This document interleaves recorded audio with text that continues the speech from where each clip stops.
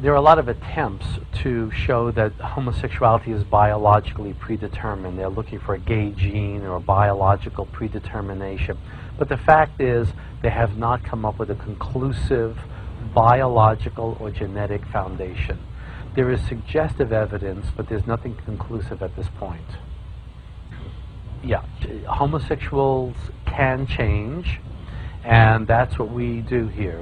This is a clinic of 8 therapists, myself and 7 other therapists, and we work toward changing men and women who want to come out of homosexuality. My staff is 7 therapists, and we have 1 woman on staff. She deals with the lesbians, and the others are men who work with the men. You see, one of the reasons why a lot of people don't believe or cannot believe that homosexuals can change is because we're not seeing these individuals coming forth and telling their story. The only story we're hearing is, I am gay, I didn't want to be gay, but I realized I was, and now I accept myself, and this is what they call the coming out story. Okay? But we need to hear about another kind of coming out story. And this other kind of coming out story is a person who says, I had these feelings, I had these attractions, I was told I was born gay, I was told that I didn't have a choice, but then I discovered that there were things that I could do. By understanding myself, by understanding my childhood, by looking at particular things that happened to me, I began to understand what my sexual attraction was about. And now I am no longer gay, I am no longer living in a gay lifestyle. Here is my wife, here is my family. Now we need to see more of those stories. One of the arguments against the ex-gay is, well, he'd never really changed, he's just suppressing, he's denying his true feelings, he's pretending to be heterosexual. But in fact, when you listen closely to these people and listen to their testimony, listen to their story, they experience a reduction in their same-sex attraction. I'm not saying that there is no more zero homosexual attraction. There may be a little bit left. But these individuals do not need to live their life around their homosexuality. These are people who are choosing to get married and have families, and they experience an authentic sexual attraction for their wife. They experience a significant reduction in their homosexual attraction. We do this work all day long. We work with 135 cases a week ongoing, and I can tell you people do change. I never really chose to go into this kind of work. I never gave it serious thought. I never gave it really serious consideration or study. But I saw a number of individuals who had come to me, and they had these sexual attractions, these homosexual feelings, but they did not want them. It was in contrast to their faith. It was a contrast to their religious beliefs. And so we began to look at understanding them. I had no understanding of the condition, but I saw that they all had a hurtful relationship with the father. They typically had over-involved, intrusive, domineering mothers and distant, detached, or critical fathers. And we began to do this work, and I began to develop an understanding of the treatment, and of course doing some literature review and reading and studying, and I began to see a pattern. While they are looking for a gay gene, the fact is that there's much more scientific evidence for what we call the classic triadic family dynamic. Triadic in the word triangle. In one corner you have the over-involved, intrusive, domineering mother. In the other triangle you have the distant, detached, or the critical father. And then in the other triangle you have the temperamentally sensitive, introverted, artistic, timid, shy boy. Now that might be a temperament. The boy might have been born with a biological temperament, as I've just described it. But that doesn't make a homosexual. What makes the homosexual is that this temperament now is influenced by the mother-father family relationship and pushes this boy from temperamental sensitivity to same-sex attraction. And that is what we focus in on. One of the things that make the treatment of homosexuality difficult is often in the lives of our clients there is an addiction to same-sex attraction. Pornographic, especially internet today, is a big addiction. And they can get onto the gay websites, they can see the pornography. I mean, the sexual availability is so incredible today. So one of the problems that we have to address in the course of treatment is the addiction to sexual activity, what we call the impulse. And that is part of the problem. There are other factors that could contribute to the cause of homosexuality. Usually an older brother, if the older brother is very strong and dominant and he's the star in sports, and this particular client is timid and shy and artistic, that could be a factor. You want to get the older brother to work with the younger brother. You want to get the older brother to really align himself and build the little brother up and make him feel good about himself. Also, peers are very important. Other boys that he is in relationship with, you want to make sure that he has a good relationship with them. Also, sexual abuse is another factor. Sexual abuse by an older man can also be a factor. But none of these are as important as the early relationship with the father. Because if he has a solid relationship with the father, then he's not going to be too damaged by his older brother. He's not going to be too damaged by his peers. He's not even going to be damaged by same-sex abuse from an older man if he has a solid relationship with his father. I can tell you that at our clinic alone, about 1/3 of our clients report being sexually molested by an older male or a teenager when they were very young. So there is a connection. However, that in and of itself does not make a homosexual, because there are many heterosexuals who engage in sexual activity when they were very young with an older man and they become heterosexual. How come? The answer seems to be that if there is a need for father's love and there is an emotional emptiness, then these men come along and offer love but really give sex. So sex gets connected with love. And so that emotional need gets filled with sexual addiction. And that seems to be the patterns that we have seen over and over again. The fact is this. It's been over 30 years that the American Psychiatric Association and the American Psychological Association normalized homosexuality. Okay. During these 30 years, there has not been one psychological model of development of the child that leads to homosexuality unless you traumatize the child. If the boy experiences, and the girl too, if the child experiences a particular kind of trauma, a traumatic rejection, that boy is likely to become homosexual. If you do not traumatize a child, he will be heterosexual. That's the reality of it. The child is capable of becoming a homosexual or a heterosexual, but it's our responsibility as parents and as educators to take these children and direct them toward their natural, biologically determined gender, which is heterosexuality. The therapeutic approach is always positive. Okay. In fact, to be honest with you, we never tell our clients not to have homosexual activity. If they want to do it, let them do it. It's up to them. Our job is to help them understand what they learn from it. When a client comes in and says to me, I had gay sex last night, my only question to him is, what was going on with you just before you decided to act out? What was your psychological state of mind that made you want? That's where the lesson is. So we don't tell clients not to act out. They could act out, but every time they do act out, it's an opportunity to learn something about themselves.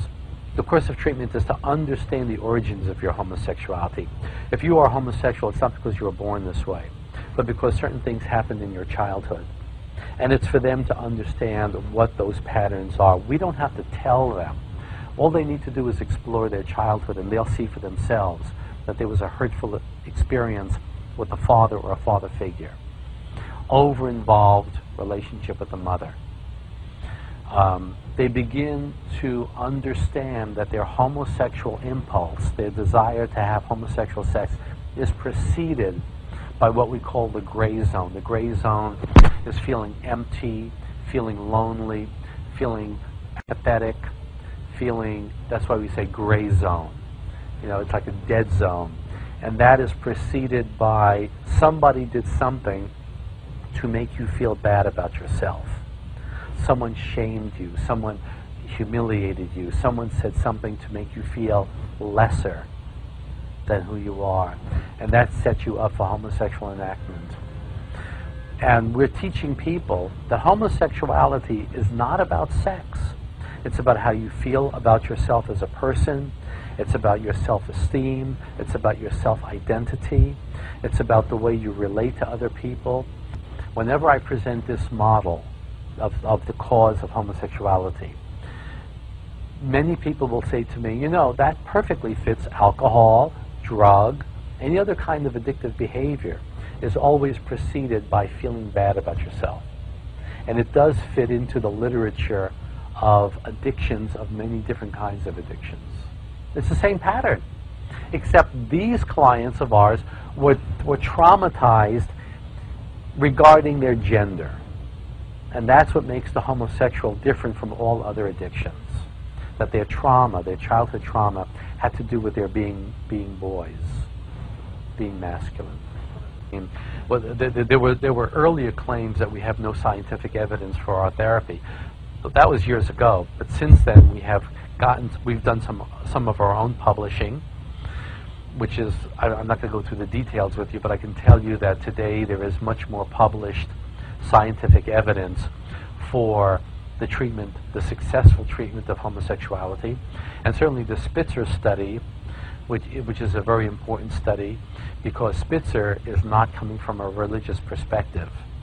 Spitzer himself was the hero of the gay community because he was the one that helped to change the 1973 decision to normalize homosexuality. And he was the man who afterwards found 200 people who overcame their homosexuality, 150 men and 50 women. And not only did they leave their homosexuality, but they made a positive transition to heterosexuality. And other studies are coming out too. The greatest threat to the gay movement is the testimony of an ex-gay person. When an ex-gay stands up and says, I was once homosexual, but now I am happily married, that is the greatest threat to the gay agenda, because fundamental to the promotion of gay is the idea that you're simply born this way, you have no choice. But when you can show that choice is possible, it totally upsets the foundation of what we understand to be gay. Well, I think that right now in the school system, when a young student goes to the counselor and says, you know, I have these feelings and these attractions, what shall I do? The counselor says, oh, you were born gay. You have a gay gene. That's all there is to it. There's no scientific support for this, but this is the popular misinformation we're giving young people. So these kids have no hope for change. What we are hoping can happen is that the counselor can say, look, you can either accept your homosexuality or you can try to change. Change is possible. People have overcome their homosexuality, and you might want to consider the possibility of overcoming your homosexuality. That is a fair way of treating these young people who are looking for information. They're not being told that they have a choice. Well, one of the pieces of advice is go out and experiment and find out what you like. Well, this is ridiculous. I mean, what kind of a choice is this? First of all, if the young person has these feelings, he's going to engage in homosexual activity. He's going to like it because sex feels good. And that's going to only deepen his identity as gay. It's going to deepen his conviction that this must be who I really am, because sex always feels good. And that's going to limit his possibility of considering change in the future. I can tell you that one of the factors in predicting treatment success is the amount of sexual activity, the amount of sexual experiences. The client who has had less homosexual experiences does better in therapy, because you don't have to worry about that addictive dimension that we talked about. And the one who has had a lot of sexual experiences, it's going to be more difficult for him because his body is ready to kick into that. I do not mean that this person will never have a homosexual thought or feeling again. If it does come up, he will understand what it's about. He will go to himself and say, okay, what's going on with me right now that I should be feeling these attractions? How am I doing with my friendships? How am I doing with my wife? How am I doing with myself? So his mind goes there. See, homosexual temptation is a signal to go back to yourself and check in with yourself. When we say no change, we're talking about that 1/3 of people who were forced to come to us. They did not want to be in therapy. Their parents dragged them into therapy, or their wives dragged them. They were not motivated. But usually when people are motivated, they will experience significant change in understanding and diminishing their homosexuality. My oldest client is 64, and my youngest is 7 years old. So I'm going from 7 years old because he is showing what we call GID, gender identity disorder. He wants to be a girl, so we're working with the family.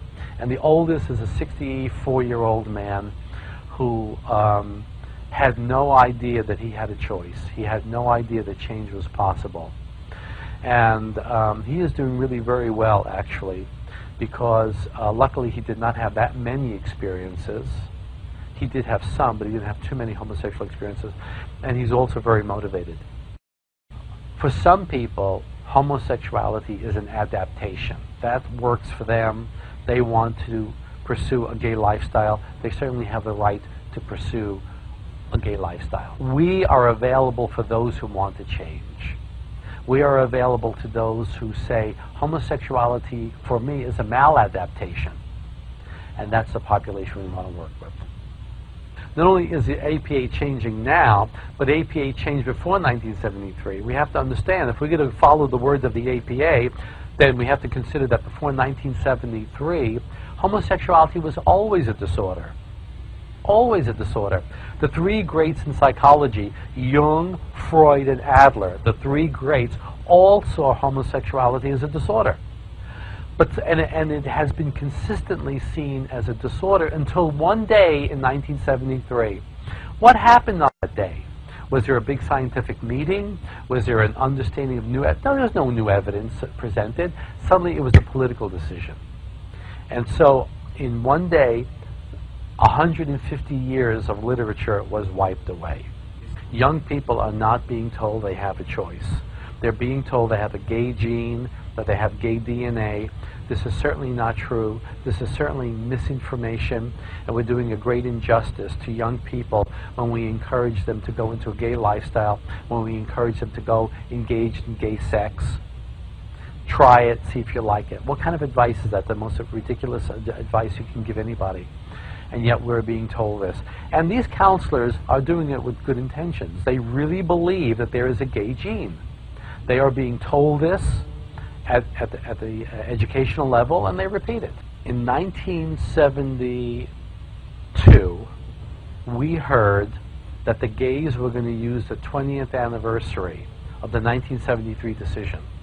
They were going to use 1993, the 20th anniversary of the 73 decision, to completely outlaw the treatment of homosexuality. We heard about this, and so a number of psychologists and psychiatrists around the country who do this kind of work decided to come together and to support ourselves and to support clients to preserve their right to receive treatment. And that's how NARTH was born in 1992, the year before the 1993. And in the beginning, they dismissed us, they ignored us. The strategy of the gay activists, the strategy of gay psychiatrists within the American Psychiatric Association was to ignore us.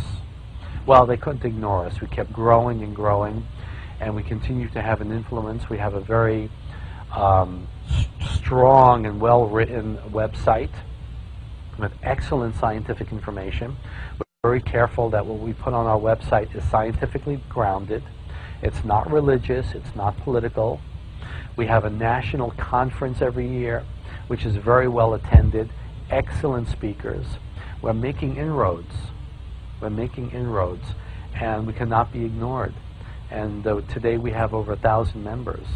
So we're doing very, very well. All over. We're having NARTH chapters all over the country. We have NARTH Switzerland, Italy, Canada, Mexico, I don't even know where else. Spain. I mean, we're just growing. We're growing. The world is designed for male and female. And it's not homophobia. It's just that's the way things are. And children, if you leave a child alone and don't traumatize him, he will be heterosexual. 98% of the population is heterosexual. So chances are it's easier to live as 98% of the population than it is to live as 2% of the population. That's the reality of it. Now, we're certainly not talking about gay bashing or hurting people or diminishing their civil rights. We certainly don't want to advocate that. But the reality is that this is a heterosexual world. When the client walks in, if he says to me, I am here because my church wants me to change, or my Bible wants me to change, or my family wants me to change, that client is not going to do well in therapy. They have to come because they want to change. Most of the people that come to us say, homosexuality just doesn't feel true. It's not that it's right or wrong in the moral sense, but when I engage in homosexual activity, there's something false about it. There's something dissatisfying about it. That is the motivation to change. Well, most of the conversation we've been having here is about male homosexuals, because that's most of the clients we deal with. And there seems to be more male homosexuality than female homosexuality. Some studies say 5 to 1, some say 3 to 1. One study says 11 to 1. We don't know exactly, but we know that there is more male homosexuality than female homosexuality. And that might be because the boy has to disidentify with the mother and connect with the father. See, he has the additional developmental task of doing this. The girl maintains her identity with her mother, and from that she develops a feminine identity. But the boy has to do this other particular step. So, while we've been talking about male homosexuality, we might want to consider for a moment lesbianism. Now, lesbianism could be a little more complicated, and there are 3 basic causes in terms of development. Let's start with the earliest development. The first one is this, what we call the symbiotic or infant relationship, where the baby girl is attached to the mother, but there is a breach or a break or a breaking of the emotional connection with the mother. The mother is attuned to the baby, but maybe she's going through a psychological problem herself, or she's going through a crisis, or she's having trouble with the father or the husband, and so she makes a disconnection. So the baby experiences this loss, this drop of attachment. So it's intermittent connection, okay? So there's this hunger for the mother figure, which they discover later on. Growing up a little longer, we go to another kind of problem that the girl might encounter, which is a gender problem. And this is like the male homosexual. For the lesbian, she disidentified with the mother and bonded with the father. See, she did what the boy should do. Now, why would a girl disconnect with the mother and bond with the father? Well, sometimes you have a family dynamic where the mother is passive and weak and emotionally unavailable. Yeah, and the father is very, we say seductive, not sexually seductive, but very a large personality. He's charismatic, he's salient. You might have a situation where the father is abusive to the mother, and the girl says, if this is what it means to be a female, to be weak, to be victim, I'm going to identify with dad. And in fantasy, she becomes daddy's little boy. This is identification with the aggressor. So she basically, in fantasy, denies her feminine identity. And this is the more masculine type of lesbian, the more butch type lesbian. And very often this lesbian type will connect with the first type that's looking for a mother figure. So you'll have the passive feminine type, and then you have the more masculine type. So you have 2 different types. Then we have a third cause, which is a girl who might have been sexually molested by a male. And so for her, she has a phobic reaction or a fearful reaction to male sexuality. And for her, lesbianism is it's a safe place for her to go. But that is more like a trust issue. It's not so much a fundamental issue. And that usually has the best prognosis in therapy. Those are the three basic types.